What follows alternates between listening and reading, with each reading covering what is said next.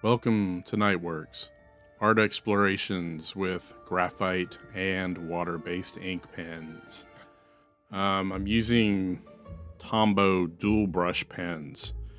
They're water-based, blendable, acid-free. They have 2 tips. I got a box for last Christmas, and I've been messing around with them a little bit. It says ideal for fine artists, which is me, and crafters, which is not me. So I'm gonna try these watercolor pen marker things on Pumpkin Boy. It's Halloween season, so I just wanted to do a pumpkin head guy. So I'm drawing Pumpkinhead. Well, does he look like Pumpkinhead? I guess maybe a little bit. Got a pumpkin, got exaggerated spinal cord. He's kind of emaciated, and I'm just making up something into my head.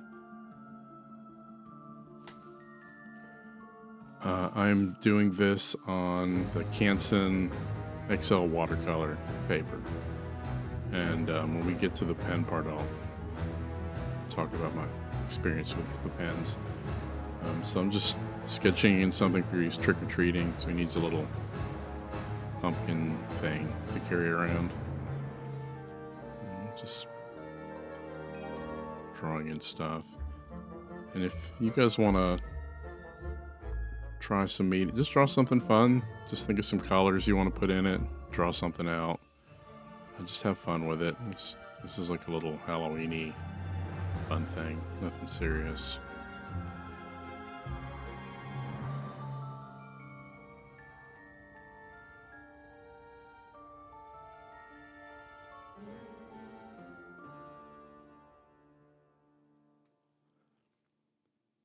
It's just a quick noodling.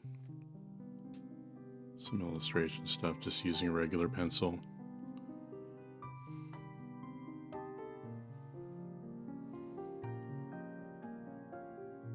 And then I'm putting in a couple of bats because it's Halloween.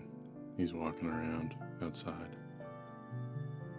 And so finally switching over to watercolor. Now, I could do the background with the pens, but typically it's just a lot easier to do a wash with the brush. I mean, I don't know, I don't want to waste all that time using the marker pens for backgrounds. You can do it though, so I mean, it's just up to you. Personal preference for me is to just do color wash in the background, especially for, I don't know, quick things. So here's the pens. Ooh, we gotta talk about the pens. You can see there's like a whole bunch of them. Look at all the colors. So I tried the pens first on mixed media paper here, and it kind of started to make the paper fall apart. You can't really tell, but it was kind of weird. So then I did another one on another mixed media paper, and you can see near the left eye, the paper started to fall apart. So I switched over to watercolor paper, and they're doing a lot better. I don't know if that is because of user error, because I didn't read about them. I don't think they had instructions, but I didn't really investigate them. I just started playing with them. I think you can dip the pen in water and then use it for easier spread. You might be able to pre-wet the paper if you want it to blend and spread easier. I'm gonna have to play around with them some more. But for mixed media paper, they were kind of rough, awkward to use. So I just would stick to watercolor paper.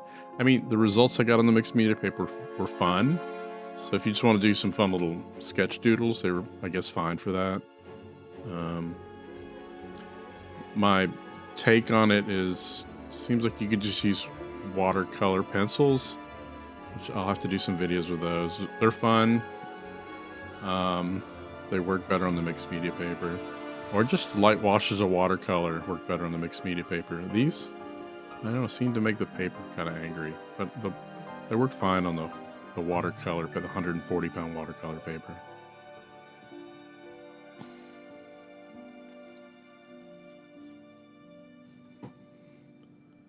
So here I am just throwing down some pumpkin-y orange, and then I'm trying to find some warm browns that kind of work with the orange for maybe like a mid-tone-ish kind of color. um,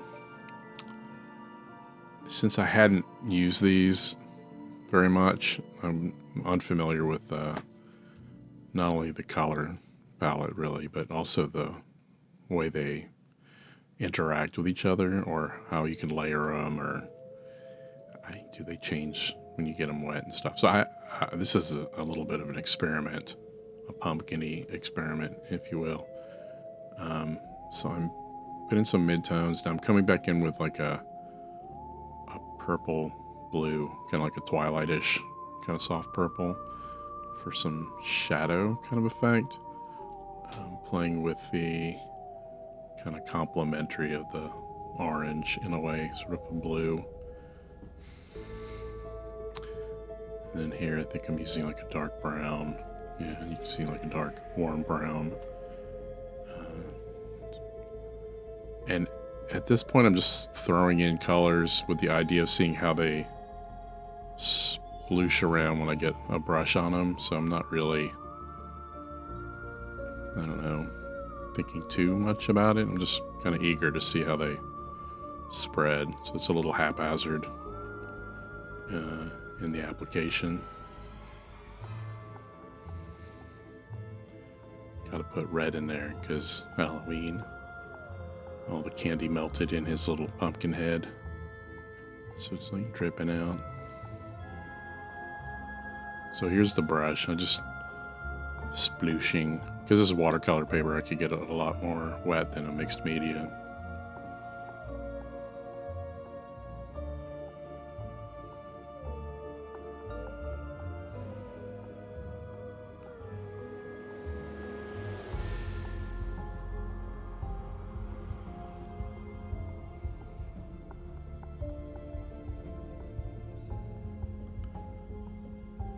And I'm reapplying maybe when the paper dries. I don't think I was doing it when it was wet, so this must have taken a little bit of time.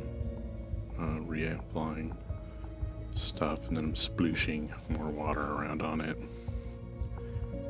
And you can kind of see there when I'm pushing the colors around at that point, they were getting a little granulated, or the paper was starting to come up. So I think I just sort of gave up doing any more layering and just started inking it. Because, you know, I like to ink stuff. It's just fun.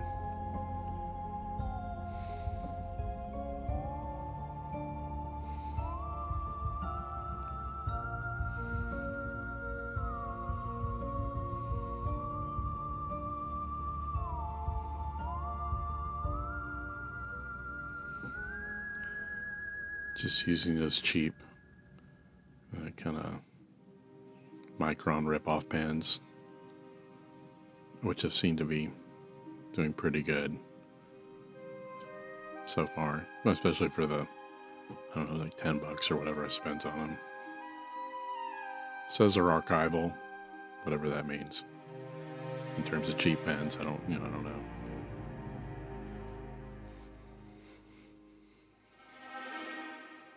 I mean, I know what archival means. I just don't know what it means for these. So just reinforcing some areas where I want it to be dark, and examining where I need separation of forms, and if I need to add any little subtle textural hits for interest.